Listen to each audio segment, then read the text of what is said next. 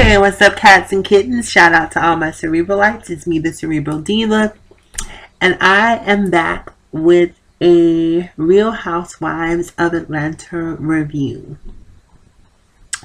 So let's jump right into this. Last night's episode was sort of a lackluster episode. It wasn't a complete bust, but it didn't have following the Hawaii episode with Candy and Porsha and all that drama. It's sort of any subsequent episode is going to be sort of a little dull because those were some pretty intense episodes. So last night, Cynthia Bailey held a fashion show for her cargo handbag collection, or backpacks, handbags.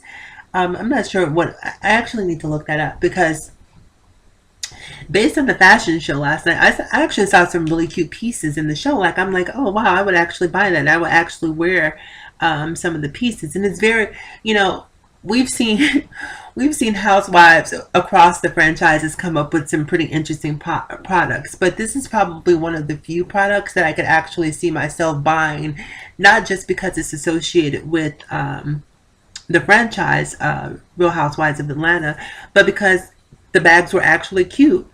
So last night's episode, Cynthia held a fashion show for the Cargo brand. Her daughter Noelle is the muse for the Cargo brand, and she also brought in Sheree's son Cairo, who people keep talking about how attractive he is, and I don't necessarily find him unattractive because I think that he has striking features. Like, his face is a very chiseled and angular feature, but he's not. See, I'm attracted to personality and character, and to me, maybe he's just young and he just hasn't quite come into his own. But when I look at him, I just see a boy, and so I don't really find him as attractive as maybe, and maybe that's because I probably shouldn't find him attractive, but yeah, so not a bad looking guy, but people, I hear lots of comments about how attractive he is, and while I don't think he's unattractive, I just don't find myself being attracted to him. So yeah, so Cairo was in the Cargo fashion show. And there's a really interesting scene where they're trying to get him to walk. And if I were Cynthia, Cairo would not have been, just based on his walk alone. I just feel like he needs a lot of work. And this is one of those things where who you are opens doors for you, because his walk was so horrible. But because his mom is on the Real Housewives of Atlanta, because his mother is friends with Cynthia Bailey, he actually gets an opportunity that a lot of people who were probably much more prepared and much more worthy of that opportunity won't ever have. But hey, que sera, sera. So, Cairo's in the fashion show. Sheree is so funny to me because she's always trying to get money for Cairo and modeling, and she's always talking about compensation for his modeling. And when you're involved in entertainment in general, that's why they're called starving artists, because artists typically don't make money, whether it's being a model, whether it's a singer, whether it's a dancer. You have to starve, you have to pay your dues for your craft for the most part. So you don't, very very few people just walk through the door making money hand over fist. And based on Cairo's walk, to me, he should have been paying Cynthia to appear in that show, not the opposite way around. But that's my opinion. So that was the Cargo fashion show, and then there's this scene with Porsha and Todd, not Candy's Todd, but Portia's Todd, and she comes at him with this sort of baby nuptial with all of these contingencies that she wants and expects from him, in order for them to procreate. And it's been really interesting because since Todd has been on the show with Porsha, I would look at him now. See, I find him attractive. I think Todd is really attractive. But there was something sort of wimpy about him to me. Like, he was just sort of that guy that didn't really have a lot of backbone. But after last night's episode, his sex appeal went through the roof for me. seeing the way that he stood up to Porsha, and not standing up to her in an aggressive sort of way, but he just articulated his point the way that you want a man to. He's like, look, every stipulation that you have on this baby nuptial is it's really for your benefit. This is a unilateral contract that you want me to sign. This is not there's nothing in this contract that is that has my best interest at heart. And so he's like, look, if you think that I'm going to sign that, if you think that that's going to be the type of father that I'm going to be, then you got the wrong guy. And look, I guess we're both going to lose out. And in that moment, I was like, wow, because most people would have said it's your loss. And for him to have the presence of mind to say that we're both going to lose out, it was a really smart thing to do, because it left her with food for thought, as opposed to saying something antagonistic or argumentative. Like, it was, I mean, I find him attractive, I'm sorry. And I think Porsha would be, first of all, I don't know why he wants to be with Porsha. I mean, Porsha is a beautiful woman, but not the smartest. Not the smartest, not the sharpest tool in the shed. But hey, maybe that's part of his attraction. But I just think that he can do better than Porsha. I'm sorry. And no offense to Porsha, because I like Porsha from what I can see on the show. She seems like a really sweet girl, but let's just say I wouldn't want her tutoring my kids. I'll say that. So that was that situation. What else happened in last night? Oh. So then, sort of the pinnacle of last night's episode would be the exchange between Kenya and Matt.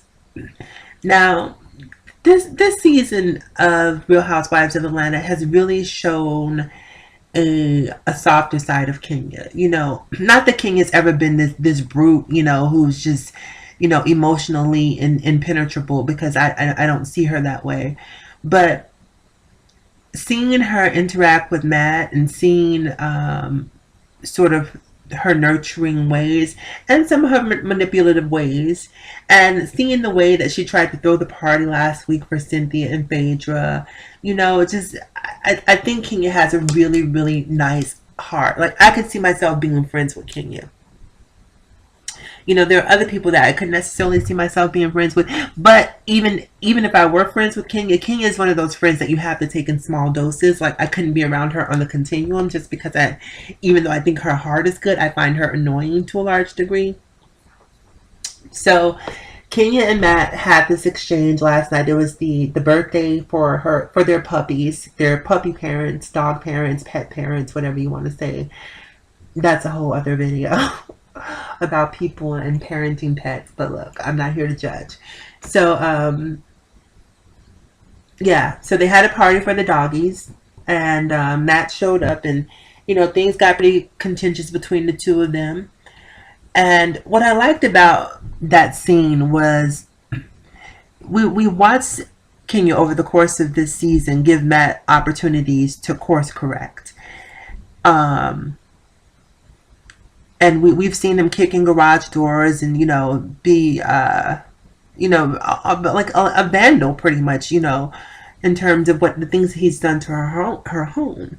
Now, whether or not King has done things to him that have sort of antagonized him so that he did that, I don't know. But damaging someone else's property is inexcusable. So I don't think that whatever she did, if she didn't touch anything of his, he doesn't have the right to touch anything of hers, as far as I'm concerned. So he comes in, he gets upset, storms out, and, the two of them are having this exchange, and he's, saying he wants her to be accountable, and, that she never apologizes or never takes responsibility for any of the things that she does.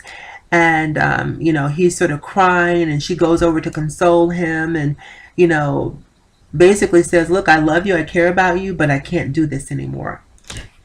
And you watch all of these reality shows, everything, and I'm a reality TV junkie. I watch everything from Vanderpump Rules to The Challenge. I don't watch The Bachelor. I may watch this new season for obvious reasons. But you see all of these women, jumping through hoops, going back and forth, watching men have kids out of wedlock, agreeing to let other women come into relationships to pacify the men. Like, you see all of these women doing everything but saying no and standing up for themselves. So seeing Kenya in last night's episode and having the presence of mind and the wherewithal to say, hey, look, this isn't healthy for either one of us. We're toxic to each other. I thought was a very poignant moment in that particular episode. So, and I know since then Matt has been all over social media, all over, the internet, sort of bashing Kenya as well as Candy's Todd and Peter as well. But I think that the way Kenya handled herself last night was indicative of probably the way that she handled herself in that relationship. And granted, the cameras were there, so people have a tendency to sort of turn on when the cameras are there. I don't know, but I just thought that it was a great moment. But you do have to wonder, like, what is the trouble with Kenya finding a man? Like, what's going on there? You would think, I mean, Kenya is a striking woman. She's intelligent, she's articulate, she's successful. Like, you would think guys would be clamoring for her time, but for some reason love is eluding her, and I'm wondering, what's the missing link? Yeah, I don't know. But anyway, it was an okay episode, not the best, not the worst, a little slow, but it did have its moments last night. So that's all I have to say about last night's episode of Love and Hip Hop. Not Love and Hip Hop. I still have Love and Hip Hop on the brain because I just did a review about that. But that's last night's episode of The Real Housewives of Atlanta. And it wasn't last night, it was actually Sunday, but I'm just doing my review. So technically, it's my last night. As always, in closing, you guys, remember to live better, love harder, and think smarter. It is me, the Cerebral Diva, and I will talk to you guys later. Bye-bye. Oh, and remember to subscribe, like, and comment.